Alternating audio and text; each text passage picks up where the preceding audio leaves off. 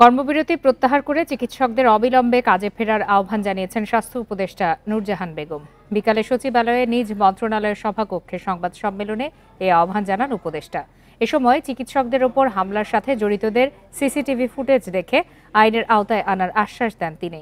নূরজাহান বেগম বলেন, কথায় কথায় চিকিৎসকদের ওপর হামলা মেনে নেওয়া যায় না। স্বাস্থ্য উপদেষ্টা জানান, হামলার ঘটনায় দুটি আলাদা তদন্ত কমিটি গঠন করা হয়েছে। সেসব কমিটির সুপারিশ বাস্তবায়ন করা হবে।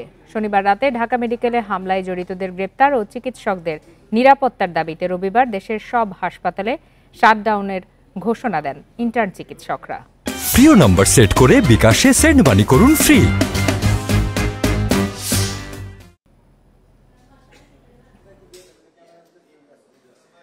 যদি কোনো গাফিলতি হয়ে থাকে তাহলে এটা আমরা সুষ্ঠু তদন্ত করব এবং তদন্তে যা হয় তাকে শাস্তি হবে।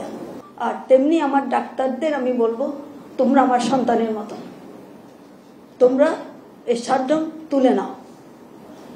মানুষের সেবা করার জন্য এসছো, এই সেবাটা দাও।